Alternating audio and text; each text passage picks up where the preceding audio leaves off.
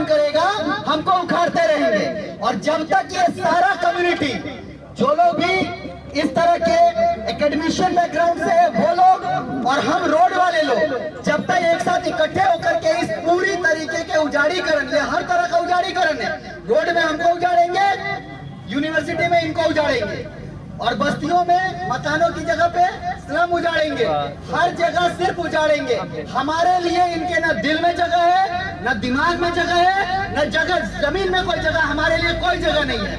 हमें ये कूड़े से ज्यादा खराब ट्रीट करना चाहते हैं। इसलिए इसी एक कारण के लिए हम यहाँ पे आज इकट्ठे हैं। ये बात आपके दिमाग में क्लियर रहनी चाहिए। आपने से बहुत लोगों ने ये बात पूछा कि हम यहाँ क्यों हैं। आप इस बात के साथ हैं या नहीं है? किसी भी तरह के गैर संवैधानिक उजाड़ीकरण के खिलाफ कोई हो, कोई हो, वो सरकारी कार्यालय में हो, वो मंत्रालय में हो, वो यूनिवर्सिटी में हो, वो सड़क में हो, चौकी में हो, हम हर जगह उसी मजबूती से, उसी ताकत से खड़े रहेंगे। ये बात समझ में आ गई?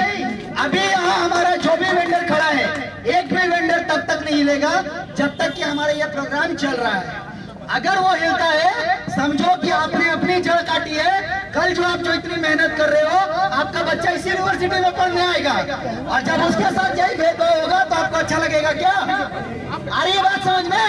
तो आज हम यहाँ भले 150 की संख्या में हैं, कल जब कोई प्रोग्राम होगा, जब तक कि ये जो पूरी तरीके से साबित हो चुका है कि इनकी गलती है, इनकी गिरफ्तारी नहीं होती है, हम 5000 की संख्या में खड़े रहेंगे। हमारे हर बच्चे के भविष्य का सवाल है। इसीलिए दिल्ली का हमारे संगठन से जुड़ा हर एक वेंडर इस लड़ाई के खिलाफ है, और हमारी ताकत इतनी मजबूत है, खाली यूनिवर्सिटी थोड़ी घेरेंगे।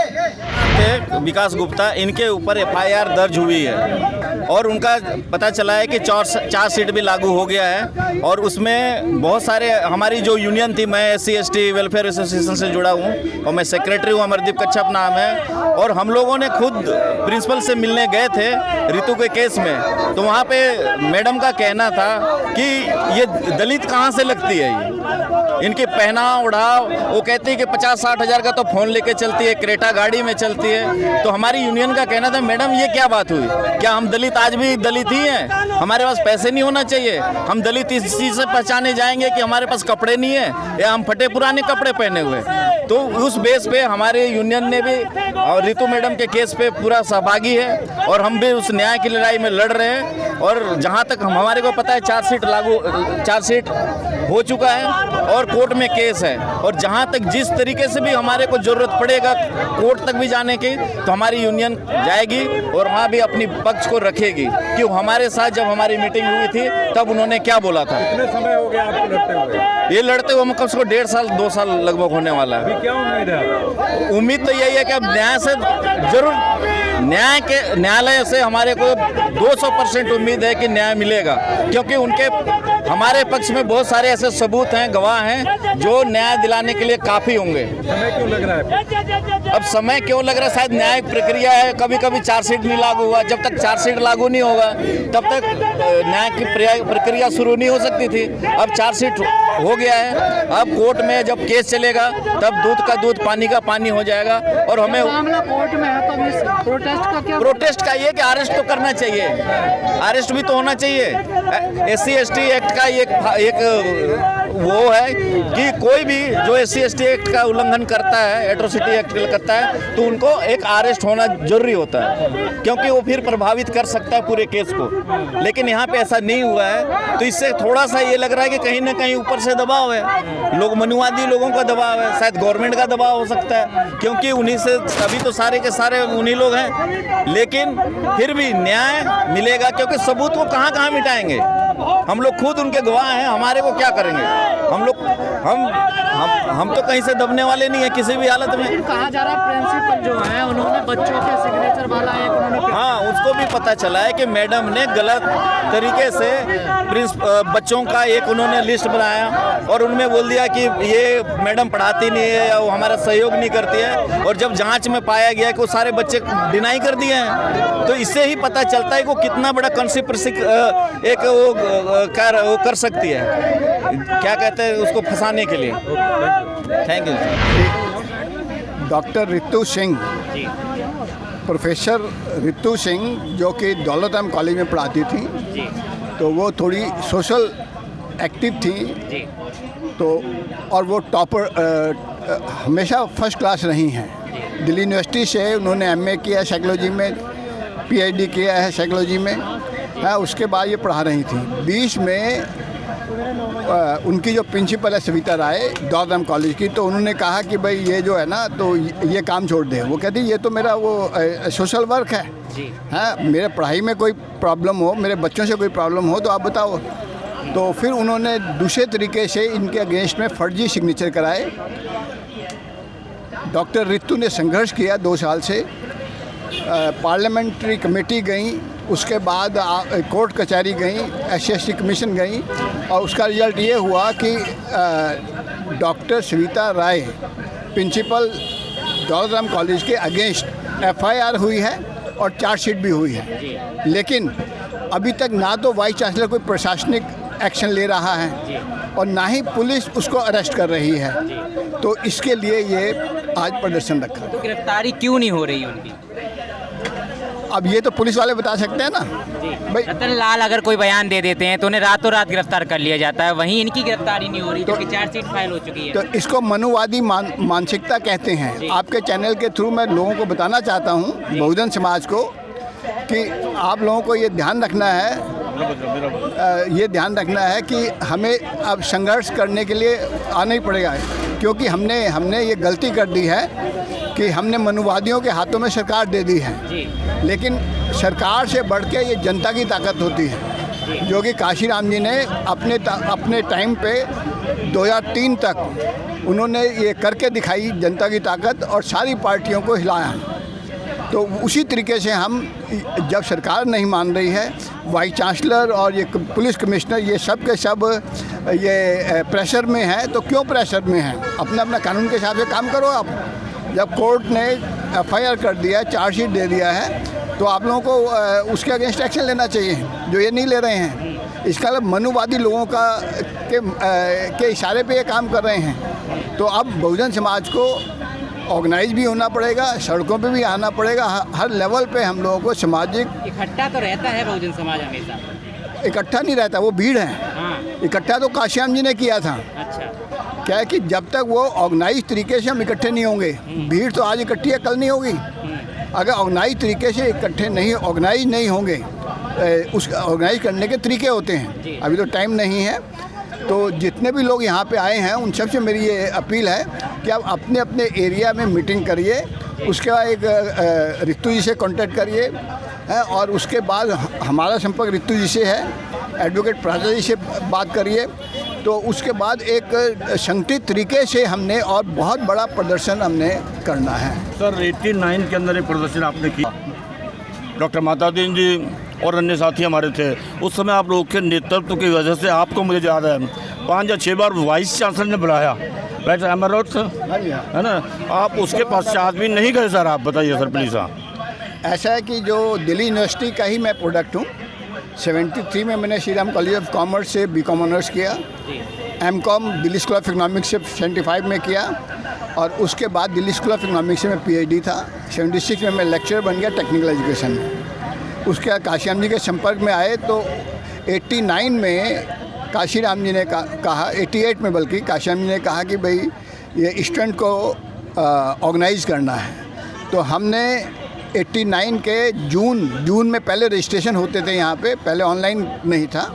तो यहाँ पे हमने 1 महीना जब तक एडमिशन चला है, हमने वो उसमें पूरा जो है ना गाइडेंस किया है। और मेरे को क्योंकि मालूम था कि ये कैसे कैसे ये SC ST स्टूडेंट से गड़बड़ करते हैं, तो उन पॉइंट्स पे मैं इनको हाईलाइट करता था, बच्चों को गाइड करते थे। और जब एडमिशन की लिस्टें लगीं तो उसमें इनकी क्या गड़बड़ी करते थे, जिसने ऑनर्स मांगे उसको पास कोर्स दे दिया, जिसने पास कोर्स मांगा उसको ऑनर्स दे दिया, जो तिमापुर में रहता है उसको मदनगिर के कॉलेज में दे दिया, भगत सिंह में दे दिया, और जो कालका जी में रहते हैं उनको ये अपना इधर आदर्श नगर के आगे कौन सा कॉलेज है, वो सनातन धर्म जो कॉलेज है। तो इस टाइप से ये क्या करते हैं कि ये हरास करते हैं बच्चों को। जो बच्चा एवरेज है उसको तुम ऑनर्स दे रहे हो, वो फेल तो होगा ही होगा, ये इनको पता है। तो ये इनकी नीयत जो है ना वो कहते हैं कि रितु सिंह सही से बच्चों के साथ मतलब बिहेव नहीं करती थी, पढ़ाई नहीं कराती थी। आपको ये इसका मतलब मालूम नहीं है कि कोर्ट के अंदर ये प्रूव हो चुका है कि जिन बच्चों के प्रिंसिपल ने साइन कराए थे वो सब फर्जी थे और उसकी वजह से ही चार्जशीट और एफआईआर हुई है इनके अगेंस्ट। वो कॉलेज के नहीं थे। हाँ, वो कॉलेज के थे ही नहीं बच्चे। अच्छा। वो तो फर्जी थे और कोर्ट ने पकड़ लिया। तो कोर्ट ने तो एफआईआर करा दी और वो कराया, लेकिन ना पुलिस अरेस्ट कर रही है, ना ये वाइस चांसलर कोई प्रशासनिक वो ले रहा है, एक्शन ले रहा है। इसकी वजह से प्रदर्शन कर रहे हैं। क्या होना चाहिए, कैसे मतलब इसका निवारण हो? निवारण ये है कि इमीडिएटली उसको सबसे पहले तो अरेस्ट किया जाए, प्रिंसिपल को अरेस्ट किया जाए कि कोर्ट के जो ऑर्डर हैं, एफआईआर हो गई, चार्जशीट हो गई और रितु सिंह के द्वारा बहाली की जाए और रितु सिंह जी के द्वारा बहाली की जाए। गिरफ्तार करो, रजिस्ट्रार को गिरफ्तार करो, टीयू के प्रिंसिपल को गिरफ्तार करो। दिल्ली पुलिस मुर्दाबाद, दिल्ली पुलिस मुर्दाबाद, टीयू प्रशासन मुर्दाबाद, एक एक साथी जिंदाबाद, एक एक बहन जिंदाबाद, एक एक युवा जिंदाबाद।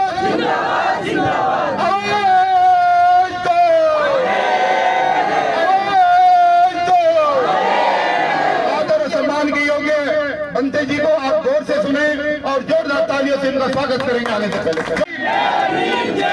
दोनों हाथ खड़े करके और मुट्ठी बंद करके लगाइए। जय जय जय जय जय भीम, जय जय जय जय जय भीम, जय जय जय जय जय भीम। साथियों, जैसा कि आपको पता है कि आज का ये प्रदर्शन एक बहुत ही मार्मिक, हमारे बीच में हमारे बड़े वरिष्ठ अधिवक्ता जनाब महमूद प्राचा जी भी आगे, जोरदार तालियों से प्राचा जी का स्वागत कर दीजिए। जैसा कि मैं कह रहा था कि आज का ये प्रदर्शन प्रोफेसर डॉक्टर रितु जो दौलत राम कॉलेज में लेक्चरर थी, उसके साथ कितनी प्रताड़ना की गई है, आज उसके विषय पर रखा गया है। अभी प्राचा साहब इस पर विशेष रूप से, विस्तृत रूप से कानूनी जानकारी भी देंगे। प्रोफेसर रितु अपनी आपीतीति भी बताएगी। लेकिन आज दिल्ली देश की राजधानी में अगर हमारे पढ़े लिखे पीएचडी स्कॉलर्स के साथ आप समझ लीजिए इस तरीके की जाति और प्रताड़ना हो रही है, तो आप समझ लीजिए आज गरीब लोगों को इस शहर से दूर जाकर 50 किलोमीटर दूर कितनी प्रताड़ना, कितनी यातनाएं, कितना उत्पीड़न झेलना पड़ता होगा। ये आज एक पूरे देश के लिए शर्मसार करने वाली स्थिति है कि जो व्यक्ति आज पीएचडी स्कॉलर कर रहा है दिल्ली यूनिवर्सिटी से, और दिल्ली में अगर वो लेक्चरर लग जाता है, तो किस तरीके से इन मनोवादी लोगों को जो संविधान में विश्वास नहीं करते उनको पचता नहीं है और किस तरीके से उसको तंग करने का काम करते हैं। ये वैसा ही केस है जैसा रोहित वेमुला के साथ इन्होंने किया, ये वैसा ही केस है जैसा पायल कर्मी के साथ इन्होंने किया, ये वैसा ही केस है जैसा प्रोफेसर चंद्रशेखर के साथ किया और उनको मजबूर किया कि उन्होंने सुसाइड कर लिया। आज हम नहीं चाहते कि डॉक्टर रितु को भी मजबूर होना पड़े, इसीलिए हम सब सम्मानित और समर्पित अम्बेडकराइट्स कार्यकर्ता डॉक्टर रितु के सहयोग में, समर्थन में उसके साथ आए हैं, उसको दिखाने और जताने, इस प्रशासन को दिखाने कि डॉक्टर रितु अकेली नहीं है, उसके साथ हजारों, सैकड़ों, लाखों अम्बेडकराइट बाबा साहब के मानने वाले, संविधान के मानने वाले, मिशन को चलाने वाले लोग उसके साथ हैं। उसको किसी प्रकार भी घबराने की जरूरत नहीं है। मैं अंत में यही कहना चाहूंगा कि वो प्राचा जी इस पर अपनी बात विस्तृत रखेंगे। हम हर तरीके से इस प्रशासन के खिलाफ हैं और ये दिल्ली की राजधानी में हो रहा है कि पहले तो SC/ST एक्ट जो 1989 में बना था, ये मीडिया के लोग भी सुन लीजिए, कई लोग कहते हैं SC/ST एक्ट का बड़ा वायलेशन होता है। पिछली एक सुप्रीम कोर्ट की सरकार ने उसको बदलने का काम भी किया था। आज मैं बताना चाहता हूं कम से कम 20 केसेस में हम SC/ST एक्ट लगवाने जाते हैं जो जेन्युइन केसेस हैं, वीडियो जिनकी वायरल है, जो हमें जाति सूचक शब्दों से कहते हैं। दिल्ली में, दिल्ली के किसी थाने के अंदर SC/ST एक्ट की एफआईआर आसानी से दर्ज नहीं होती, और अगर होती है तो उसके लिए 156(3) की लिए हमें कोर्ट में धक्के खाने पड़ते हैं। इस केस में भी जब बार बार पुलिस थाने जाकर डॉक्टर ऋतु और समर्पित कार्यकर्ता थक गए, तब महमूद प्राचा वकील साहब ने 156(3) में कोर्ट से लड़ाई लड़कर एफआईआर दर्ज कराई। एफआईआर दर्ज होने के बाद उस पर प्रेशर करते रहे, इसको अरेस्ट करिए, अरेस्ट भी नहीं किया। फिर चार्जशीट पेश हो गई, चार्जशीट के बाद भी उसको अरेस्ट नहीं किया। ना प्रशासन उसको टर्मिनेट कर रहा है, उस प्रोफेसर को, प्रिंसिपल को, ना रजिस्ट्रार के खिलाफ कोई एक्शन ले रहा है, ना उसको SC/ST एक्ट की जो एफआईआर दर्ज हुई है उसमें उसकी अरेस्ट हो रही है। ये सारा कांड दिल्ली देश की राजधानी पार्लियामेंट से 10 किलोमीटर दूर पर हो रहा है। ये सबको दिखाने और जताने की जरूरत है कि हमें बहुत संघर्ष का समय है, बहुत बुरा समय है, हमें इन दमनकारी सरकारों के खिलाफ खड़े होना है। और मैं एक बात और कहना चाहूंगा कि अब हमें कोर्ट पर भी ज्यादा विश्वास नहीं रहा। हमारे 20 केसेस हैं जो कोर्ट्स में चल रहे हैं, दलितों के एट्रोसिटी के केस चल रहे हैं। हमारी एक बहन है हाथरस की, उसको आज क्या न्याय मिला? हाथरस में इतना जघन्य अपराध किया, रातों रात उसका शव तक पेट्रोल डाल के जला दिया गया। आज कोर्ट्स की भी जो मार्मिकता है, या जो सुओ मोटो लेने की ताकत या शक्ति है, वो बिल्कुल खत्म हो चुकी है। अब हमारे पास केवल एक ही रास्ता बचा है, जो इस देश के कमजोर तबका है, जो गरीब गुरबा है, जो मेहनतकश व्यक्ति है, उसको केवल और केवल सड़कों पर आकर संघर्ष करना पड़ेगा। अदरवाइज हमारा आने वाला समय बहुत खराब हो जाएगा। मैं सभी लोगों से गुजारिश करूंगा कि हम सब लोग रोड पर संघर्ष करें, क्योंकि अब लड़ाई ना हमें उम्मीद सरकारों से बची है, ना हमें न्यायपालिका से बची है, केवल अब रोडों पर आकर ही हमको न्याय के लिए लड़ना पड़ेगा। मैं इन्हीं शब्दों के साथ बहुत बहुत दिल से धन्यवाद करता हूं कि आप सब लोग आए हैं और हमारे बीच में प्राचा जी आ गए हैं, डॉक्टर ऋतु भी आ गए हैं, वो भी अपनी बात रखेंगी। जय जय जय जय जय भीम। बाबा साहेब अम्बेडकर, ऋतु जी संघर्ष करो, डॉक्टर ऋतु संघर्ष करो, दौलत राम कॉलेज की प्रिंसिपल को बर्खास्त करो, दौलत राम कॉलेज की प्रिंसिपल को बर्खास्त करो, दिल्ली विश्वविद्यालय के रजिस्ट्रार होश में आओ, दिल्ली विश्वविद्यालय के रजिस्ट्रार होश में आओ, SC/ST OBC का कोटा पूरा करो, बढ़िया कुर्सी खाली करो, बढ़िया कुर्सी खाली करो। बहुत बहुत धन्यवाद। मैं इस अवसर पे यही कहना चाहूंगा कि समता सैनिक दल की पूरी टीम डॉक्टर ऋतु जी के न्याय के लिए साथ में है।